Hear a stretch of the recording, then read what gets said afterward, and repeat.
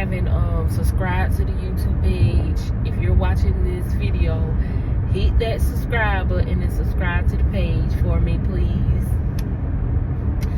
I'm trying to get to enough subscribers so that I can start live streaming. I'm able to make videos right now, but I'm not able to live stream yet. But we're close. We're so close. So hit that subscribe button for me. But I wanted to, I just dropped the kids off at school.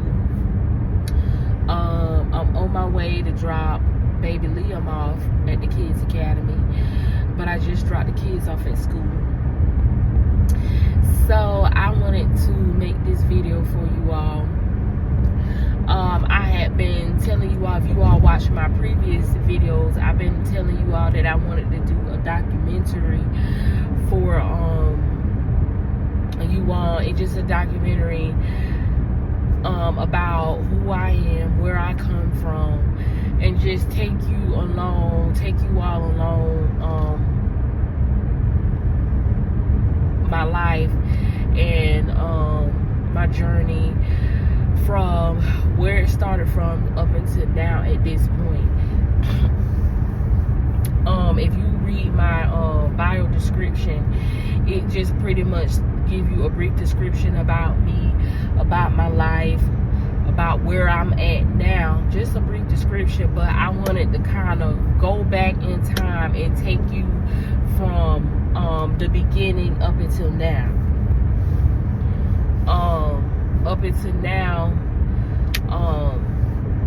Well, right now I'm a single mom of 4 boys. My oldest baby is 5 years old. That's Maddox. And then I have a set of twins. They're 3.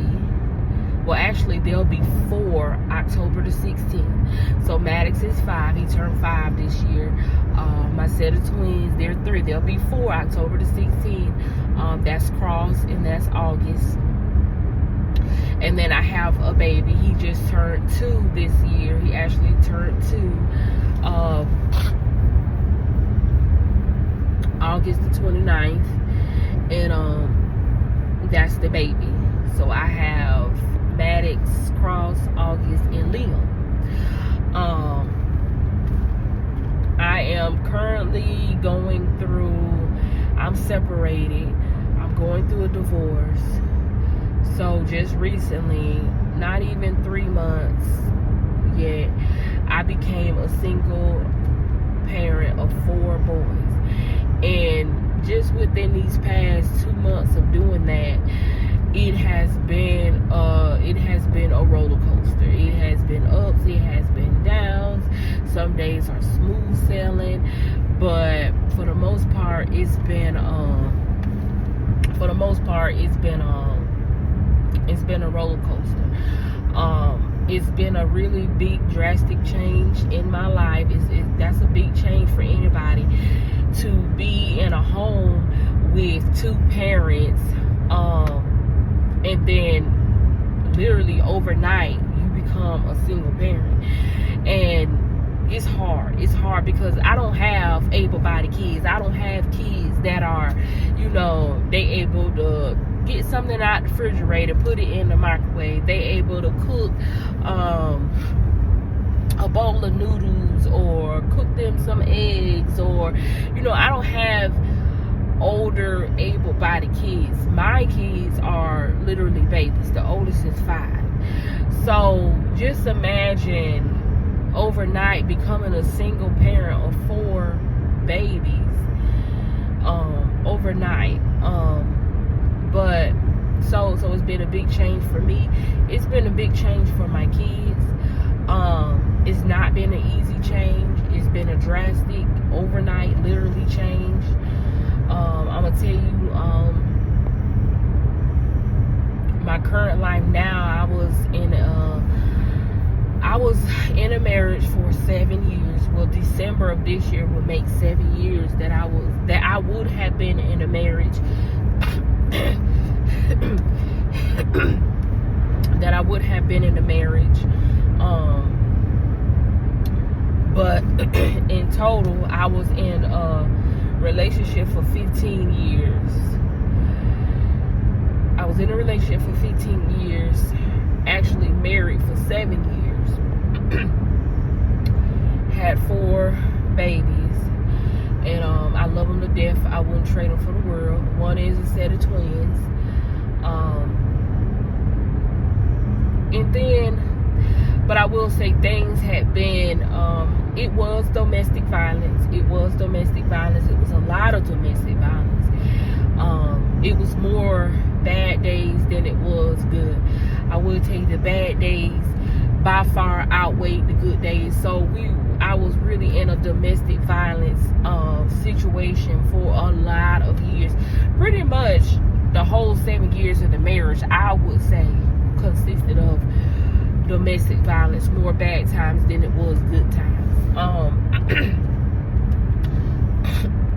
I will say, and I'm just giving y'all the story of where I'm at now, and then I'm gonna take y'all back. I'm gonna take y'all back from day one, before I even got married. This documentary will consist of like who I am as a person, but I'm just trying to give y'all a short glimpse of where I'm at now. Then I'm gonna take you back to the beginning. In the beginning, it's just gonna be explaining who I am as a person, who I am as Sheena Nicole Lee, before I got married, before all of this happened. But so yeah, I was in them, and I'm gonna get more into it as the documentary progresses, because we're gonna have multiple parts of the documentary. So the more we get into the documentary, the more it's gonna unfold about present day. But I'm just trying to give y'all a snapshot of present day so I can take y'all back to the beginning. But so I was in a domestic violent marriage for 7 years. I decided one day, well, it was a lot of things that took place over a course of like 2-3 days that made me just like, Sheena, you gotta get out of this. This is enough is enough. And a lot of people, they'll tell you, a lot of people can tell you, leave your situation, get out of your situation, but you're only gonna do it when you have had enough, when you have said no more, like no more, this is enough, I'm not taking any more of this, my kids is not gonna take any more of this, we're not gonna keep going through this, enough is enough, you know. And so when a lot of people have been telling me, Sheena, this is not right, this is not love, this is not it. You deserve better. Your kids deserve better. Stop accepting this. Stop accepting the bare minimum. Stop accepting the abuse. Get out. And I will be honest, I did have points in the marriage where I did leave. But sometimes I would leave for a few days and come back. Sometimes at one time I left for like 2 months, but I went back. One time I left for about 3 weeks and I went back. But I will tell you, trauma bonds, those are real. Soul ties, those are real. Trauma bonds and soul ties, they are real. You looking at a person that has went through trauma bond, soul ties, and have lived through it and have came out of it. Bonds were broken, ties had to be broken, and through prayer, those things had to be broken, and I came out of it. But it's real. I lived through it for 15 years, 7 years of marriage. It's real. Present day, I'm out of it. I'm no longer, I'm separated. I'm headed for divorce. I'm working on a divorce. A divorce is not cheap. A divorce is not easy, especially when you have 4 kids tied up in it, 4 babies tied up in a marriage that's broken, that's not going to be able to work, and you're headed for divorce. It's not something that happens overnight. Now, if you want to go down there to the courthouse and you want to pay $300 for a $300 divorce and get the bare minimum help for yourself and your kids, that's fine. But that's not the route I want to take. I 2 years ago I had hired an attorney. She was a family law divorce attorney, and I did seek for divorce 2 years ago, and I actually paid the retainer fees, and I had the papers filed. The other party was actually served his divorce papers. He had a court date, but that party wanted to reconcile and make things work, and against my better judgment, I gave it that chance. I gave it that chance, and 2 years later, here we are today, and we're still in the same boat. We're still in the same. We were, because I'm not in it anymore. We were still in the same boats. We were still in the same situations. We still weren't able to reconcile and make things work for the family. Unfortunately, that's just where we are today, 2 years later, after already filing for divorce one time. I put money in that divorce. I had to pay at least $3,000 to hire that family divorce attorney, and get everything filed and get the other party served. I had to pay $3,000 to get that done, and so here I am now, present day, and yes, I have went and sought out a family law attorney. Again, I have talked to a family law attorney. I have consulted with one. I have paid my consult fees. She gave me her retainer. She gave me her retainer fee. She gave me the fee that she paid. That you have to pay her to work on your case. Like my situation, I have 4 babies. And I want what's right for them. I want that for them. I don't want to speak bad about the other party, because how I feel about it is, if two individuals don't work out, two individuals are not able to coexist together and raise a family together and love each other and help each other and encourage each other and lift each other up, and we're not able to do that for each other or together, I have no hard feelings about that. That's just what it is. That's life. You fall in love, you get married, you have a family, things don't work. They just don't work, and that's just life. And I don't have hard feelings about that. I'm able to get past that. That's life.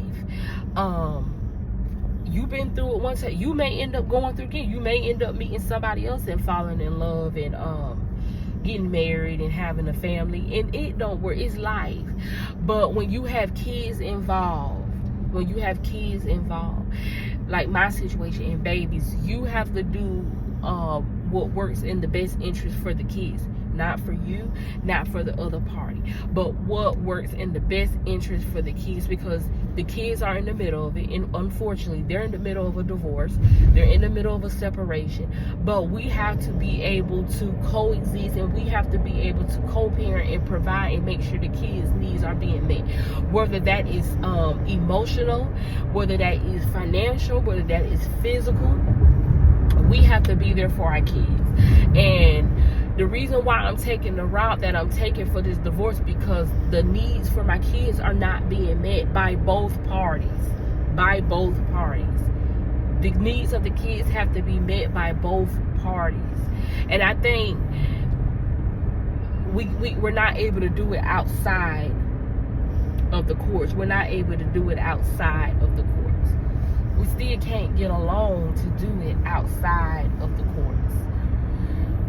And I think because right now it's so many mixed emotions in it. There's emotions about divorce, there's emotions about separation, there's emotions about who was treated this way or who was treated that way, and you treated me bad, no, you treated me bad.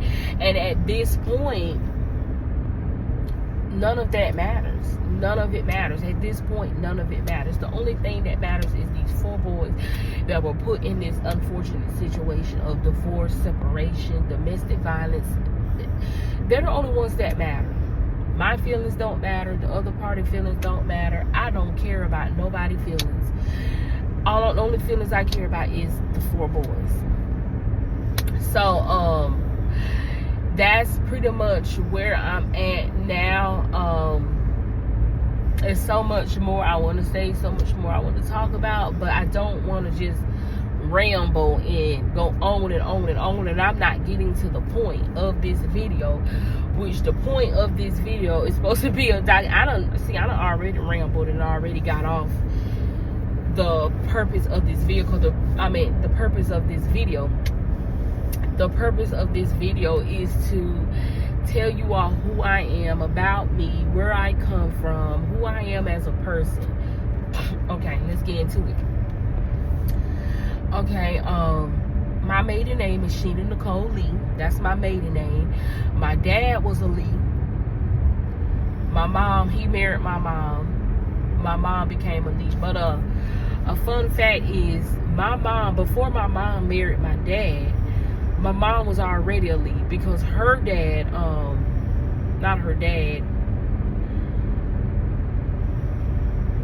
dad, I want to say, was a Lee, if I'm not mistaken.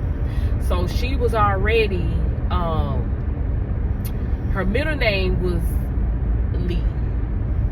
So she was, no, I take it back. Her middle name was Lee. So she was Brenda Lee Thomas. I'm sorry, her dad was not a Lee. She took after her mom's last name. So my mom was Brenda Lee Thomas.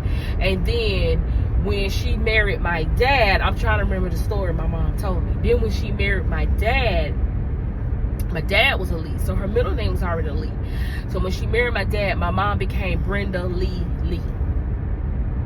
That's what it was. So my mom was a Lee from marrying my dad. I took after my dad's last name.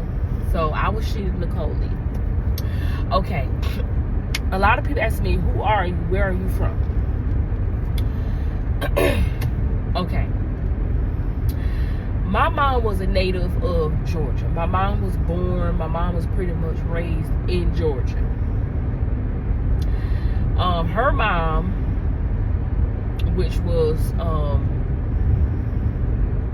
she's passed away. She's been passed away for a few years. She was a native. Her side of the family is from Valdosta, Georgia. So my mom's mom is from Valdosta, Georgia. My mom was born here in Georgia, raised up in the South. Now, as far as, and remember this part of the story, when my mama was a little girl, her mom, she couldn't find work down here where she was born and raised, which was the South. So she went upstate to look for work, and she would do like live-in housework. Like, she would go into the house, she would clean. I don't know if she would cook, but she would clean. But she went upstate to find work, and she actually did live-in housework, like a housemaid or a houseworker or whatever you would call it back in the days. That's what my grandmother did. Now, this is a story, if I can remember correctly, that my mom has told me. So if I don't have everything 100% accurate, I'm trying to remember what my mom told me. And so my grandmother, which was my mom's mom, she went upstate and she went to New York, and she started doing live-in housework, like a housemaid or whatever you called it back in the day. Okay, and when she got work, when she got stable and she got to working and she got a house and everything, she went back to get my mom and her brother, which is my uncle. His name is Jeffrey. So that's how my mom ended up moving upstate. She would go back and forth to home, which was Georgia, but she spent a lot of her younger adult years upstate. But yes, she did end up, okay, I'm gonna go back home for a year or two. She went back upstate. Go back home for a year or two, went back upstate. So remember that, because it's gonna be that's gonna be some pertinent information in my story. So, okay, that's gonna be good information because I was actually born upstate, and I lived upstate for a little while. I was born in Newark, New Jersey. That's where my birthplace was, and I spent a lot of my childhood years in Syracuse, New York. But remember, my mom would go back home to the South, which was Georgia. Then she would go back upstate. So I was pretty much back and forth. But I was actually born in Newark, New Jersey in 1988, and I think my mom would tell me stories about East Orange, New Jersey, Newark, New Jersey, just things like that. Because a lot of people say, oh, that I have ran into know about East Orange, New Jersey, and Newark, New Jersey. So anyway, I'm sorry, y'all, my nose is stuffy. Okay, so that's how I was. Now, my natives are from the South. They're from the South. But because my grandmother went upstate to look for work, and then when she did find work and got stable, she came back and got my mom, and she got my mom and my mom's brother and took them upstate. And my grandmother and my mom, they just been back and forth. Remember that. And so that made me to be born in Newark, New Jersey, and then we moved to Syracuse, New York at some time or another. Don't ask me when, because I don't know when. I was such a little girl. But I remember spending some time in Syracuse, New York. I remember all of the snow. We had feet of snow. Like, we had so much snow. Like, the snow would cover, it was so much snow, it would cover the top of the vehicles. Like, the vehicles would be snowed in. You could not drive your vehicle. You had to walk to the train station, or you had to walk to work. You could not drive your vehicle because your vehicle was covered up to the roof in snow. So, and I remember days where my mom, she would buy us like the whole complete snow packet. We had the boots, we had the mittens, we had the earmuffs, we had the scarves, we had the hats, we even had the snowsuits. They were big plastic snowsuits, and they were like an overall, and they pretty much covered your whole body. We had the snowsuits. I remember when we were staying I don't remember staying in Newark, New Jersey, but I remember staying in Syracuse, New York, and my mama would dress us in all these snowsuits and just the whole package, and she would let us go outside and we would play in the snow. We would make snow angels. We would build snowmans. And then when the snow started to fade out on the warm days, when the weather began to change, I remember watching the snow melt away. So I had some memories. I had memories where we would have snowstorms, and they would actually have to shut the schools down because, well, they didn't call them snowstorms, they call them blizzards. We would have snow blizzards, and it was so much snow, and the wind was so bad and full of snow that they would have to shut the schools down because you could not get out there in the blizzard. And I remember one day they had a warning. You know how when you have tornadoes and hurricanes, they warn you on the TV, do not go out in it, stay home, seek shelter, be safe, expect casualties. I remember one day we was in Syracuse, New York, and we stayed in this 2-story house. We had a 2-story house. We had a big house. That's the biggest house we ever stayed in. It was in Syracuse, New York. I can't remember the address. But we had an upstairs and we had a downstairs. And then we had another level, which was the basement. It was a big basement, but we never went in the basement. And we was in this house, and we was like in a snow blizzard.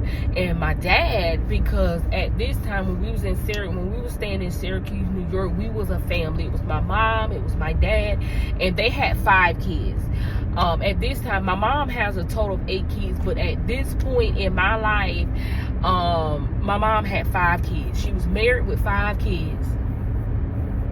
And so we was all in this house, and they was warning, it's a snow blizzard, don't go out and stay in the house, cut your heaters on, turn the heat up, you know. And so at this point, this particular memory, my dad said he had to go out and he had to handle some things. And mind you, I'm gonna get into this point of my life, but my dad was an alcoholic. He was a very bad alcoholic. So my dad was like, I got to go out and get some stuff. I can't be locked up in this house. So I don't know if he was going out seeking alcohol, because he had to have it. He was an alcoholic. But my mom was telling, I remember my mom was telling him, Donnell, that was my dad's name. My dad's name was Daryl Donnell Lee Sr. And my mom was telling him, Donnell, don't go out there in that blizzard. Don't go out there in that blizzard.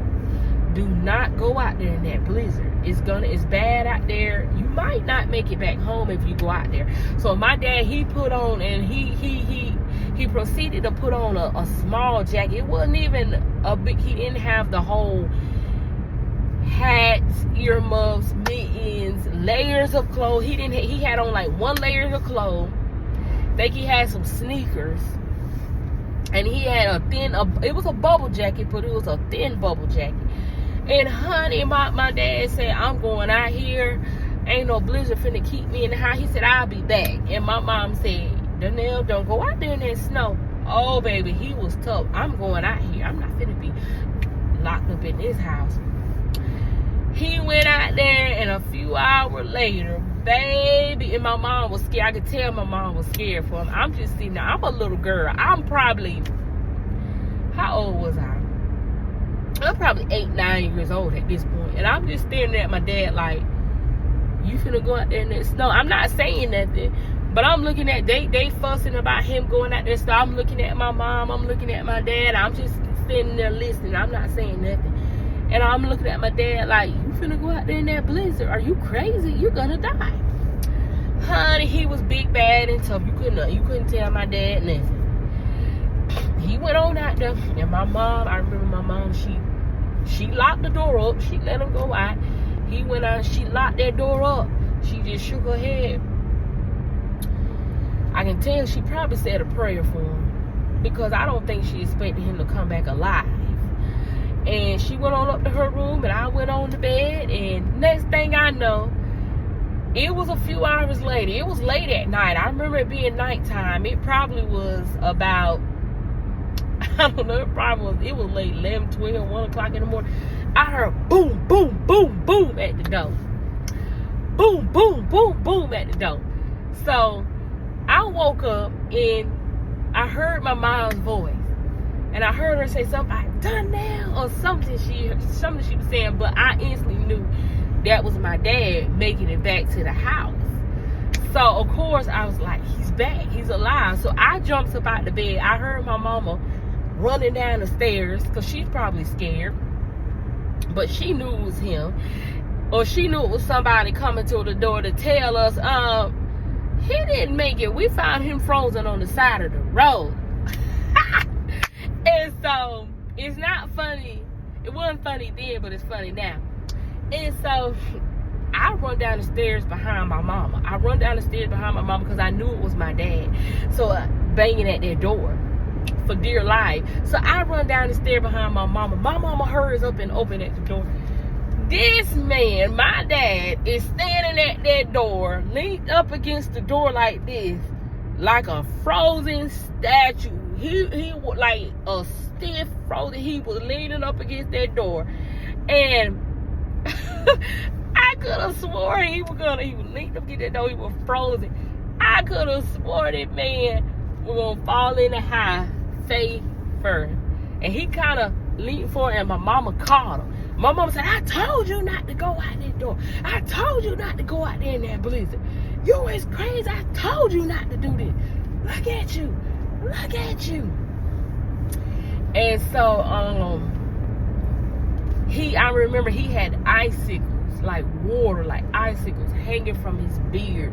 He had like snot was running out his nose, but if I can remember correctly, the snot was frozen.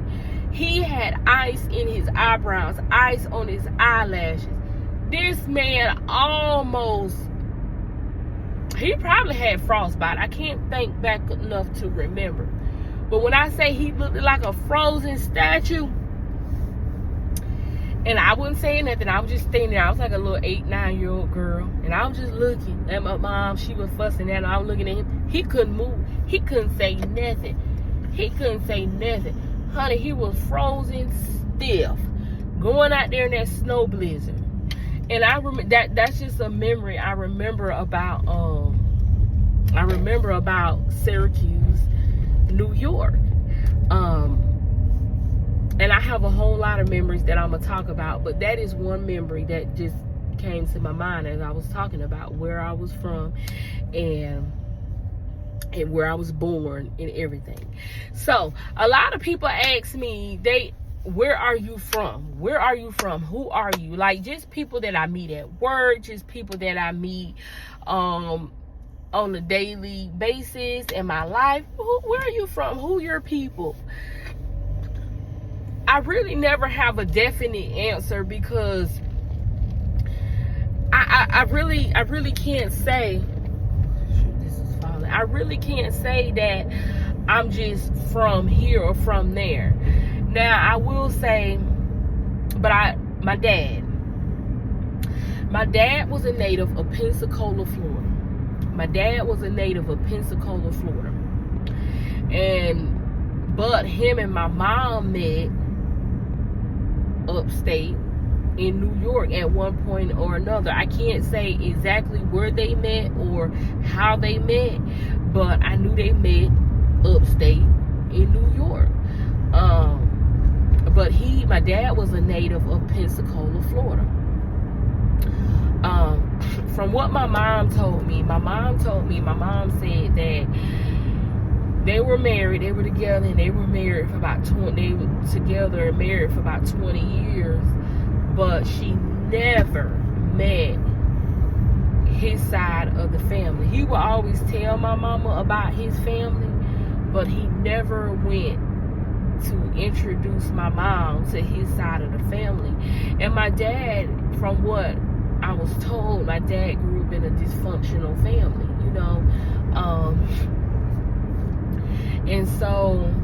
and from what my mom told me, it was like she was like, let me meet your mom and let me meet your dad. And he told my mom he was a child of, like, his mom had like 13, 14 kids.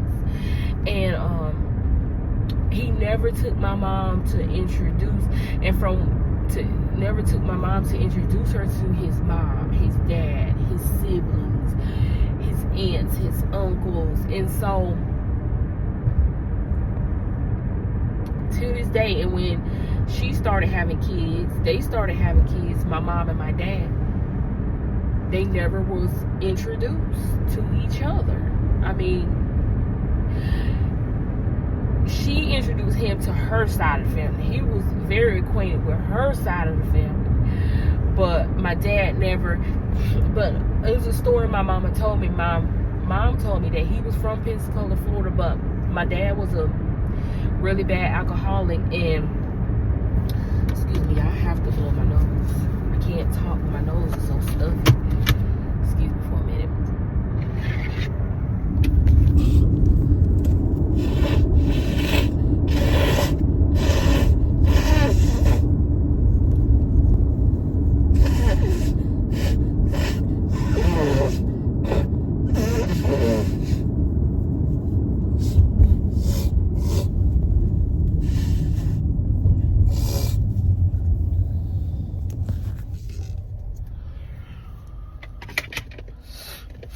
I'm back. I had to blow my nose. Get this set back up right.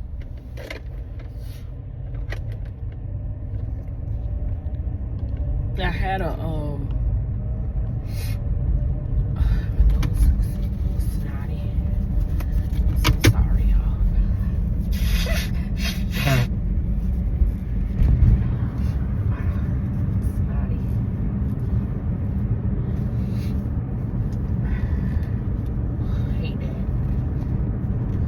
sorry, y'all. I know this is so rude. But during this season, I keep signage drainage. And my nose is always so stopped up and runny. Boogers. But I probably don't miss my turn running my mouth. But I'm trying to take baby Liam to school, the kids academy now. Yeah, I done missed my turn somewhere.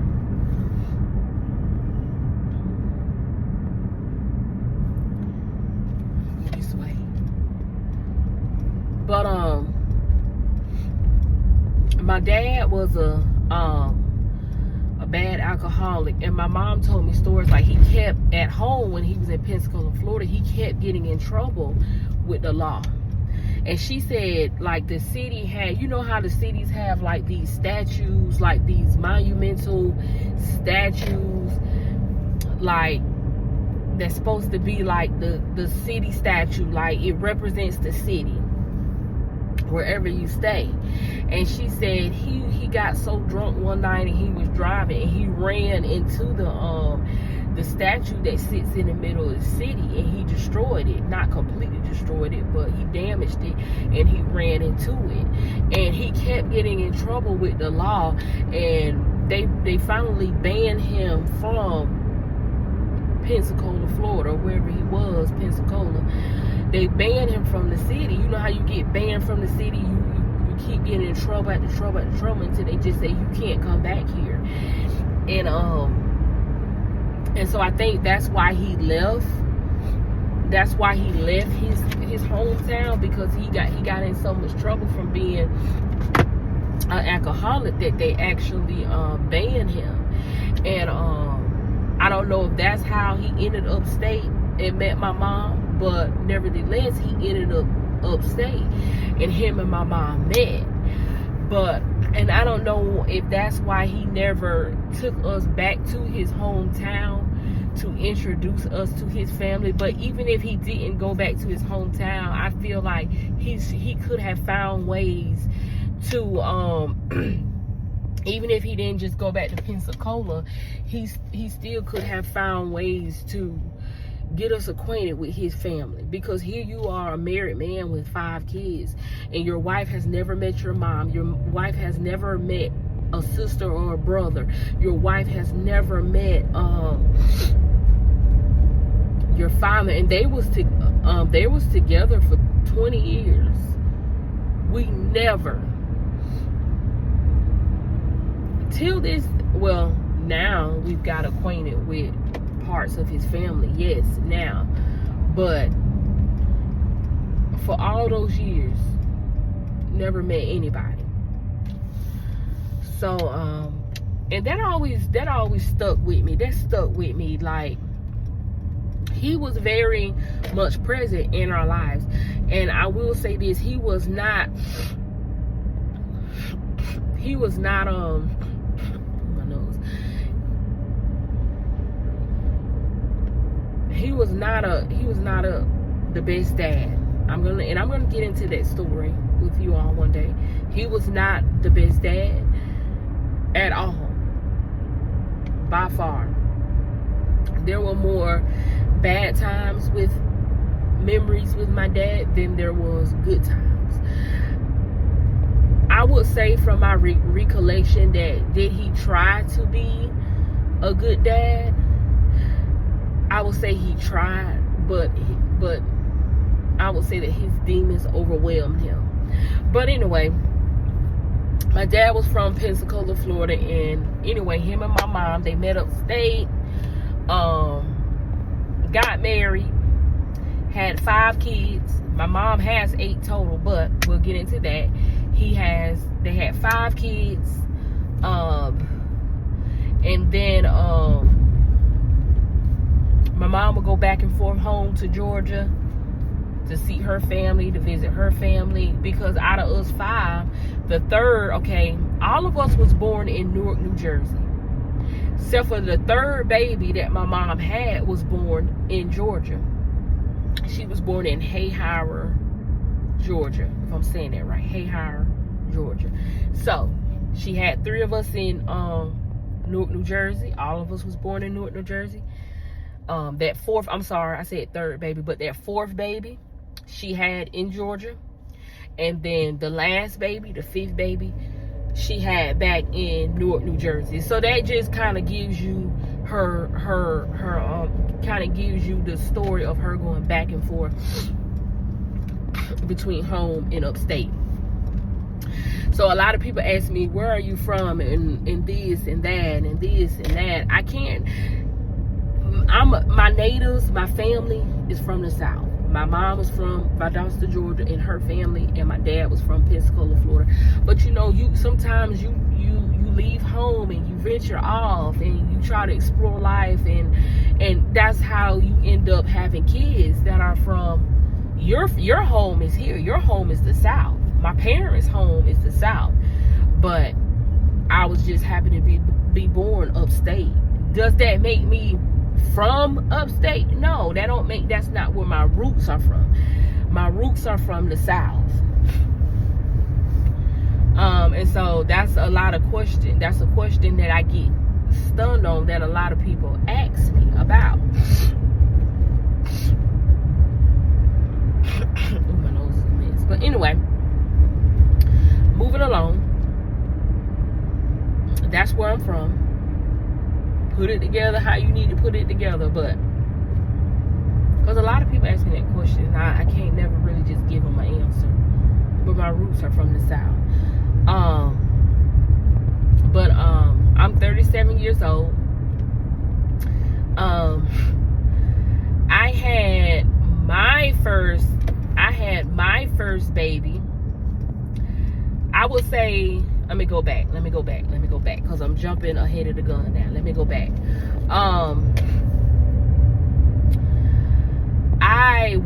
We moved to the South for good. We left Syracuse, New York in 1998, or was it 1999? And we left upstate for good.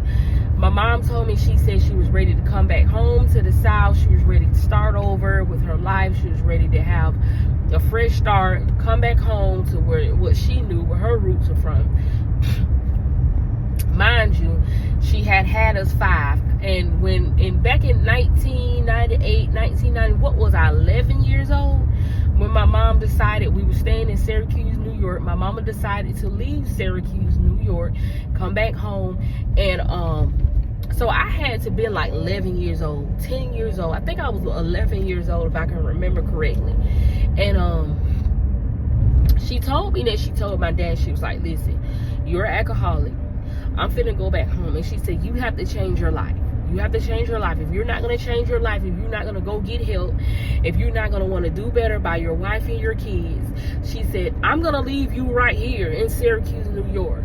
But basically, this is what she told me. And he was like, okay, I'm going to change. I'm going to get myself together. I'm going to do what's right by my family. And so I remember the trip back to the South. I remember leaving Syracuse, New York. I remember the color of the car. I remember riding in the back of the car. I remember my whole family being there. I remember getting on the road, because we drove all the way from Syracuse, New York, down to, it was Albany, Georgia. That's where we landed. That's where we moved. We left Syracuse, New York. We drove. I think my mama had some kind of Cutlass. It was an old Cutlass. It was a old tan. I don't remember. Don't get me to lying, but it was something like a Cutlass. It was an old tan car. And we was all crunched up in that back seat. My mom and dad was in the front seat. And me and my 4 other siblings, we was all crushed up in that back seat. And I remember sitting in that back seat, and I told my mom, I was like, Mom, it's squished up back here. I can't ride back here like this. And so I remember my mama putting me in the front seat between her and my dad. I remember my mom moved me to the front seat, because it was 5 of us, and we was all in the back seat. And I remember my mom saying, well, get up here, Sheena, get up here. And she put me in the middle center between her and my dad, and it was an old car, so it was still cushion in that center. And I was happy. I was riding in the front seat, and my mama was like, we going on a road trip, we going back to the South, we're moving back to the South. And I remember asking my mom, what is the South? What is the difference between the North and the South? And my mama said it's a big difference, and she said you're gonna see you're gonna see the difference. It's a big culture. The culture is different, everything is different, and but you're gonna see when we get down there. And I remember that trip that we took back to the South. We had a U-Haul. My mama had, but it was a guy. He actually had a truck, and we had a U-Haul. So my mom had to pay him to hook the U-Haul to his truck, and he followed behind us. So that's how we were in the car, but the U-Haul followed behind us. And I would never forget that, because we had some problems with the guy that was driving the truck and the U-Haul. We had some problems with that. But we drove. Oh, we drove.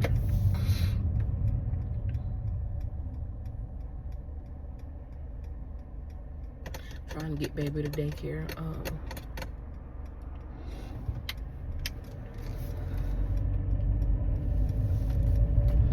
But y'all, I'm gonna I think this is not all of part one, but some of part one on the documentary. We in almost an hour, not a good hour, but, and so I think I'm gonna stop the video here, but I'm gonna pick up where I left off. I'm still gonna label it part one, just part 1A and part 1B. But this is part 1A. And y'all, if the video seems a little bit scattered and not put together, I'm nervous about talking to people, like just talking in general. It makes me nervous, especially when I know somebody's gonna be watching me talk. So if I repeat stuff, I don't mean to. If I seem talk a little bit nervous, I don't mean to. I'm new at YouTube. I'm new to recording videos, so it may not seem all the way put together like it eventually will as I get used to doing this and I get more comfortable with doing videos. But just know I am nervous, so I may seem a little bit all over the place, but I'm just trying to give y'all a documentary of me, who I am and where I came from, and so just bear with me. But I'm gonna end this part 1A, and then I will give y'all a part 1B here soon. But I gotta get baby to daycare, so just stay tuned, subscribe to the channel. Bye.